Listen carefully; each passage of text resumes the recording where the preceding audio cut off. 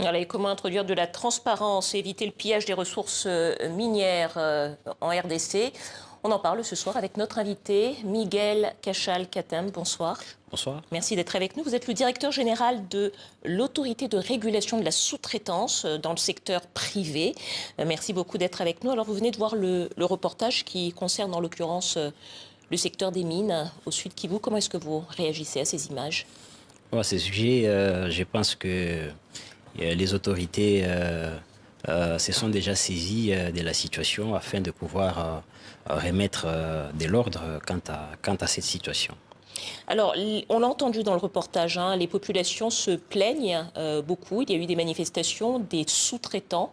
Et en l'occurrence, il y a beaucoup d'entreprises de sous-traitance chinoises. Est-ce que c'est un problème particulier avec les entreprises chinoises, puisque je rappelle qu'il y a eu des contrats importants dans le secteur des mines, où au fond, est-ce que le problème de la sous-traitance est répandu dans tous les secteurs économiques et avec toutes les entreprises qui opère en RDC? Merci beaucoup, madame. Premièrement, je vais vous dire que le président Tshisekedi a déployé beaucoup des efforts diplomatiques pour ouvrir le pays, la RDC, au monde entier. Et pour votre information, le Congo est ouvert à tous les investisseurs. Donc aujourd'hui, nous n'avons pas que les Chinois en République démocratique du Congo. Nous avons tous les investisseurs.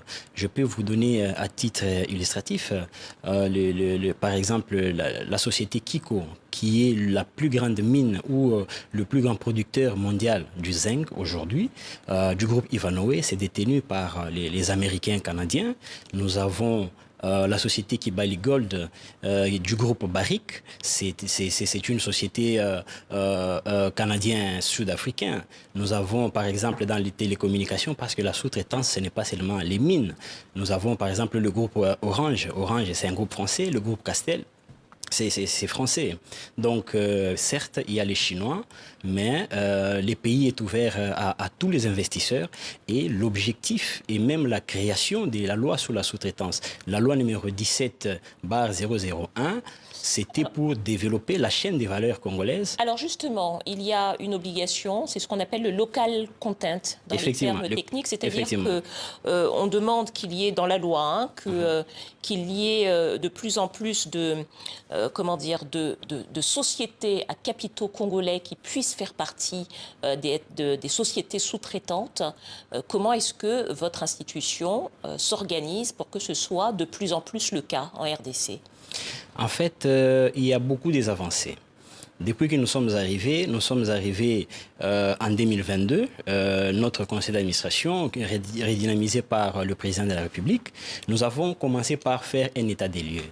Et l'état des lieux, nous avons trouvé qu'il y avait effectivement beaucoup de fonds qui échappaient à l'État congolais, qui n'étaient pas retracés tout simplement parce qu'il y avait des contrats qui se signaient à l'extérieur du pays et qui venaient s'exécuter au pays. Nous avons trouvé qu'il y avait sur toute l'étendue du territoire national 300 millions de dollars de contrats dans la sous-traitance, ce qui était vraiment un contraste par rapport aux ressources du pays. Et il y avait plus de 8 millions... Combien d'entreprises à capitaux congolais parmi ces 300 milliards de contrats? 300 millions de dollars des chiffres d'affaires. Donc, il y avait peu de sociétés. Nous avons trouvé sur toute l'étendue du territoire national 3500 sociétés sous-traitantes, ce qui était un contraste pour un pays de 100 millions d'habitants. Et c'est ce qui a... Et quelle est la part des entreprises à capitaux congolais dans le nombre de ces entreprises sous-traitantes? En fait, ce qu'il faut savoir d'abord, c'est que les entreprises à capitaux majoritairement congolais, la loi congolaise n'exclut pas les expatriés. Ils sont aussi éligibles, mais à condition de s'associer avec les nationaux. Et aujourd'hui, je dirais que 90% des entreprises qui prestent aujourd'hui dans la sous-traitance, ce sont des entreprises à capitaux majoritairement congolais, parce que c'était le combat d'ailleurs du président pour qu'il y ait des partenariats gagnant-gagnant au niveau du développement de la chaîne des valeurs. À ne pas oublier que la sous-traitance, c'est une activité secondaire qui concourt à la réalisation d'une activité principale. Donc, sur les activités principales, tous les investisseurs peuvent détenir des parts à 100%. Mais c'est sur les activités secondaires qui est la sous-traitance où les nationaux sont éligibles à 51% et les expatriés à 49%. Donc aujourd'hui, nous avons beaucoup plus de ces entreprises, des entreprises à capitaux majoritairement congolais. Et nous l'avons vu par les statistiques, comme je viens de vous dire, nous avons trouvé 300 millions de dollars et aujourd'hui, sur toute l'étendue du territoire national, nous avons commencé à faire des statistiques mi-parcours et nous avons plus de 1,6 milliard que nous avons capté dans le pays. Pardonnez-moi, il nous reste assez peu de temps et peut-être ce sera ma dernière question sur ce domaine-là. Qu'est-ce qu'une institution comme la vôtre peut faire pour mettre, en quelques mots, plus de transparence dans la chaîne de valeur de la sous-traitance dans le secteur privé, en 3 points ou 3 mesures? Premièrement, d'abord, cette transparence, nous avons déjà mis un système de publication des appels d'offres entre les sociétés principales et les sociétés sous-traitantes parce qu'il y a certaines sociétés principales qui étaient en principe eux-mêmes des sociétés sous-traitantes déguisées. Alors, pour servir de la transparence, nous avons voulu que les appels d'offres soient publiés sur les sites de l'État et sur d'autres médias pour permettre à tout le monde d'avoir l'information et de pouvoir postuler à armes égales. Et c'est ce qui est en train d'être fait aujourd'hui parce qu'on a voulu inclure aussi la diaspora dans la chaîne des valeurs congolaises. Donc, aujourd'hui, partout où tout le monde peut se retrouver, il peut entrer dans les sites de l'État et voir les appels d'offres qui sont publiés et peut tenter sa chance afin de pouvoir postuler et avoir des marchés ou concourir au marché à armes égales. Est-ce que cela sera suffisant, vous semble suffisant?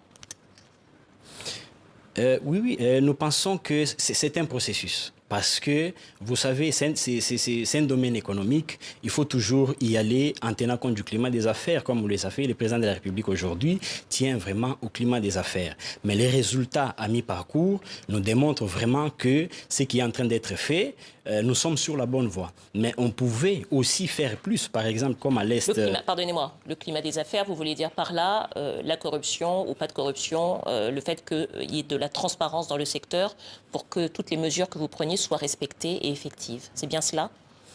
En fait, les mesures qui sont prises, ils sont prises, comme je venais de le dire, en tenant compte du climat des affaires. Parce que nous sommes régis par des textes légaux et tout ce qui doit être fait dans les textes légaux. Et je voulais, comme j'étais en train de dire, aujourd'hui, il y a quand même des avancées dans ce qui est en train d'être fait. On pouvait faire plus, par exemple, à l'est de la RDC, où nous avons des bons entrepreneurs, mais comme vous le savez, avec l'agression rwandaise aujourd'hui et sur notre sol, nous sommes deux fois bloqués à capter cette chaîne des valeurs à l'est de la RDC. Merci à vous. Miguel Kachab-Katem, directeur général de l'autorité de régulation de la sous-traitance dans le secteur privé en RDC. Merci à vous. Merci.